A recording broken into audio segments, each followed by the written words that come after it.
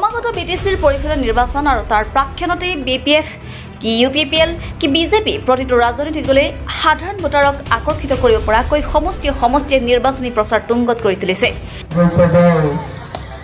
আমরা দুর্গা মাকে আদর করার জন্য, তাকে বরণ করার জন্য প্রত্যেকটা জায়গায় আমরা দুর্গোৎসব আমরা পালন করব।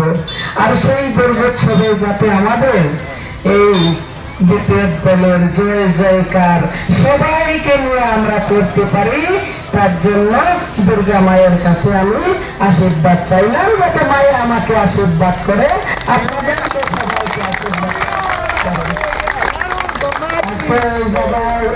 আমরা একত্রিত হয়েছি। আমি বিপিএফ দলের মনোনীত প্রার্থী বিশ্রাম মথনগুড়ি সমষ্টি থেকে বিপিএফ দলে আমাকে মনোনীত। ঠিক অনুৰূপ ধৰণে বাক্সা জিলাৰ মুঠ 5টাকৈ পৰিষদীয় সমষ্টিৰ ভিতৰতে 20 নং মথনগুৰি পৰিষদীয় সমষ্টিত বিপিএফৰ প্ৰাৰ্থিত্ব লাভ কৰা বেগম আখতাৰ আহমেদে সমষ্টিটোৰ ভিন্ন এলেকাত ইখনৰ পিছত সিখন নিৰ্বাচনী প্ৰচাৰ সভাত অংশগ্ৰহণ কৰি সাধাৰণ ভোটাৰ ৰাইজৰ মন আকৰ্ষিত কৰাৰ পথত। উল্লেখযোগ্য যে যোৱাকালি সন্ধিয়া উত্তৰ হাউলী ভিচিডিচিৰ অধীনস্থ আঠিয়াবাৰীত অনুষ্ঠিত এক নিৰ্বাচনী প্ৰচাৰ সভাত আখতাৰ আহমেদৰ উপস্থিতিত বিশেষকৈ বিজেপি ইউপিপিএল আদি দল এৰি আনুষ্ঠানিকভাৱে প্ৰায় 3 শতাধিকে হাগ্ৰামা মহিলাৰ নেতৃত্বাধীন বিপিএফ দলত যোগদান কৰে। বাক্সাৰ পৰা পুৰণ দেউৰীৰ ৰিপৰ্ট, অৰুণোদয় অসম।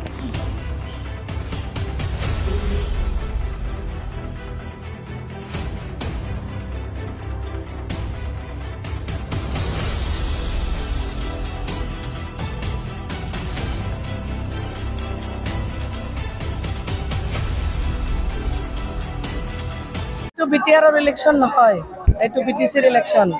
গতিকে ইয়াতে বিটিচিৰ ইলেকশ্যন, বিটিচিত বিপিএফ দলে হ'ল প্ৰথম আৰু প্ৰধান। বিপিএফ দলৰ মানে বিপিএফ প্ৰধান হাগ্ৰামা মহিলাৰ নেতৃত্বত এই বিটিচি অঞ্চল গঠন হৈছিল আৰু বিটিচি অঞ্চলৰ সকলো জাতি জনগোষ্ঠীৰ কাম কৰিবৰ কাৰণে এই বিপিএফ দলৰ সৃষ্টি হৈছিল। গতিকে এই বিটিচিৰ এতিয়া ইলেকশ্যন, এই ইলেকশ্যনত গোটেই 40টা সমষ্টিতে সকলো জাতি জনগোষ্ঠীৰ মানুহে, সকলো ধৰ্মাৱলম্বীৰ মানুহে আকৌ হাগ্ৰামা মহিলাৰ ইচাৰক ইয়াতে চিফ হিচাপে বিচাৰিছে আৰু তেওঁক চিফ বনাবৰ কাৰণে আজি আপোনালোকে দেখিবলৈ পাইছে ইয়াৰ যিটো উপস্থিতি, ইয়াতে সকলো জাতি সম্প্ৰদায়ৰ সকলো ভাষা ভাষীৰ লোক ওলাই আহিছে আৰু আমি বিপিএফ দল হিচাপে একক সংখ্যাগৰিষ্ঠতা লাভ কৰি পেলাই এইবাৰ বিটিচিত বিপিএফৰ চৰকাৰ হ'ব আৰু মাননীয় হাগ্ৰামা মহিলাৰ ইচাৰ বিটিচিৰ চিফ হ'ব। আমি সদায় আগত আছোঁ আৰু আমি আগত থাকিম। বিপিএফ দল কোনো দলৰ লগত তুলনা নহয়। মথনগুৰি সমষ্টিত আপোনাৰ মূল প্ৰতিনিধি কোন হ'ব? বিজেপি হ'ব নে সমষ্টিত মূল প্ৰতিদ্বন্দ্বিতা কোন হ'ব সেইটো মই নাজানো। মোক সকলো জাতি জনগোষ্ঠীৰ মানুহে আশীৰ্বাদ কৰিবৰ কাৰণে ওলাই আহিছে।